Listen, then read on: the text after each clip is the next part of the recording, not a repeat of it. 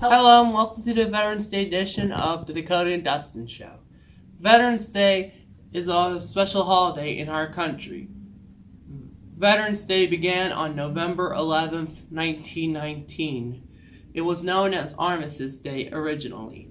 In 1926, Congress passed a resolution making Armistice Day an annual observance, and it became a national holiday in 1938. President Dwight D. Eisenhower officially changed the name to Veterans Day in 1954. Veterans Day is a holiday that is celebrated on every year on the 11th of November. Other countries like Great Britain, Canada, France, and Australia celebrate it on or near the 11th of November. Veterans come from all different backgrounds. Men and women from different races, religions, and ethnicities serve our country proudly and honorably. The U.S. military recognizes over 200 different religions throughout its ranks. Recently, we had an opportunity to sit down with several different local veterans and ask them some questions about their experience in our armed forces.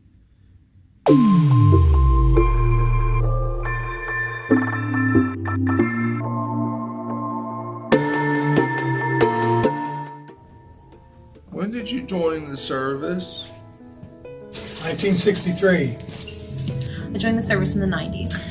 I was in the delayed entry program in 1993. My initial delayed entry program was started on March 30th of 1993, and I actually left for boot camp for the Marine Corps on December 6th of 1993. Why did you join the service? I joined to better myself and to create more opportunities for my personal future. And I've also always wanted to join the service because it's a tradition in my family.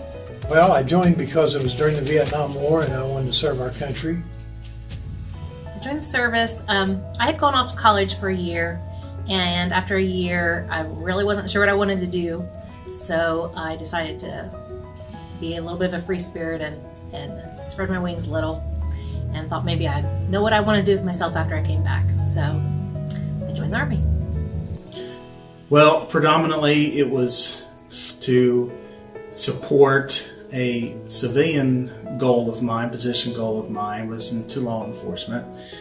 However, I also wanted to, of course, serve, but in addition, I wanted to, represent the family, as we believe only had one other member that was in the military within contemporary times. We had some previous ancestors, family that were in previous wars, but in modern times there was only one other individual in the family, a cousin that was in the Marine Corps. So I chose the Marine Corps because predominantly inspiration from what he had achieved, and also I wanted to go into a very, if I was going to do it, I wanted to go into a very rigorous branch. What branch of the service did you join? Air Force. I was in the Army and in the Military Intelligence Corps. Initially it was in the Marine Corps, and I was in the Marine Corps Reserves from 1993, of December 1993 until I honorably discharged in December of 1999. And then I joined the Ohio Army National Guard in Portsmouth. My first drill was February 16th of 2000.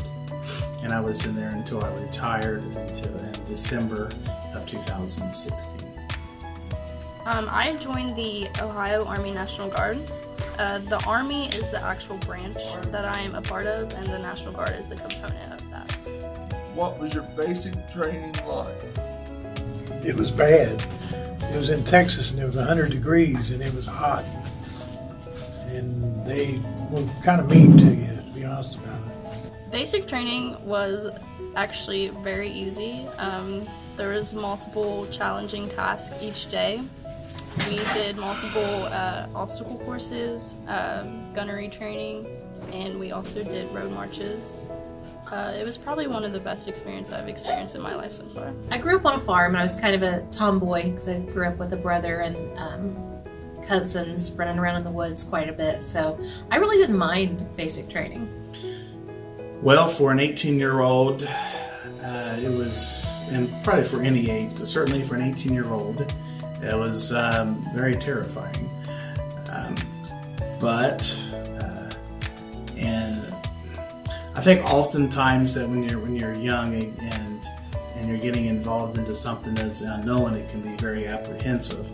However, in this particular case, it was very, very, very trying situations in which you were always on the edge, and I was just in an environment of tension.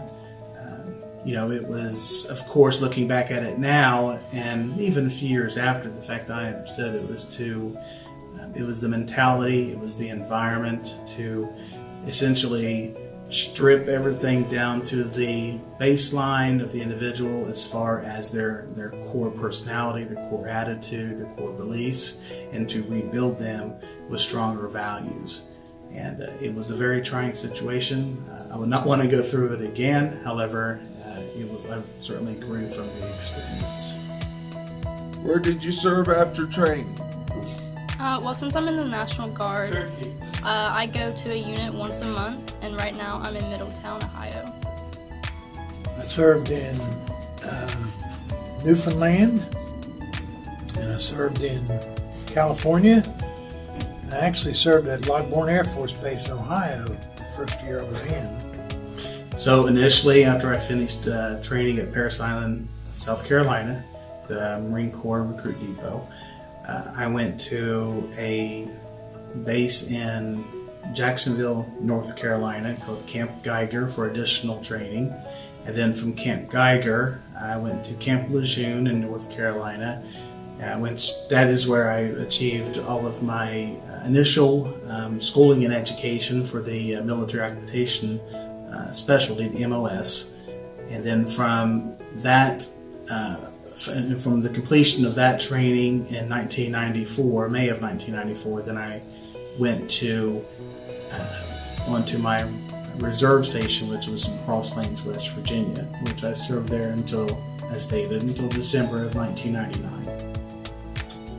And then I went on to the Army National Guard, went through immense training through them as well, occupational training and also leadership training.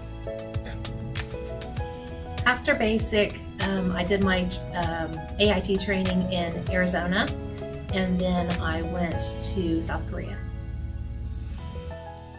What was the food like? It really depended upon what installation you were stationed at the time. I can tell you that whenever I was in Afghanistan, the food was out and it was amazing. The locals came in and they were in charge of the food, and it was great. I've been in some situations where we've been in the field where we've had what they call MREs, meals ready to eat, and they're, in my opinion, they're not very good. Some people liked them, but they became very, very old after a while after eating them over and over and over. Again, it just really depended upon the installation, but for the most part, outside the MREs, the field was pretty good. Well, the food wasn't real bad. It was all right. The one thing I'd never seen before was what they called SOS.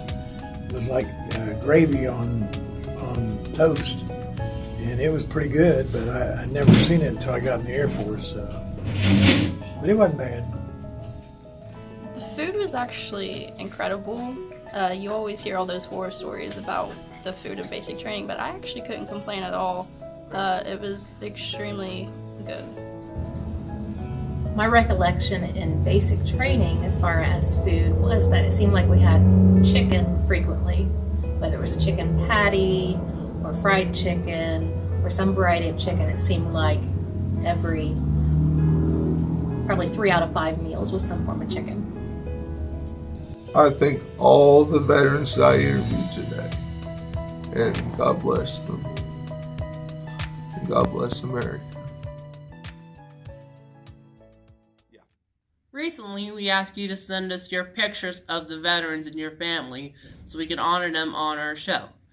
We would like to end the Veterans Day edition of the Dakota and Dustin Show by sharing those pictures with our viewers. So we hope you enjoy, and be sure to thank a veteran!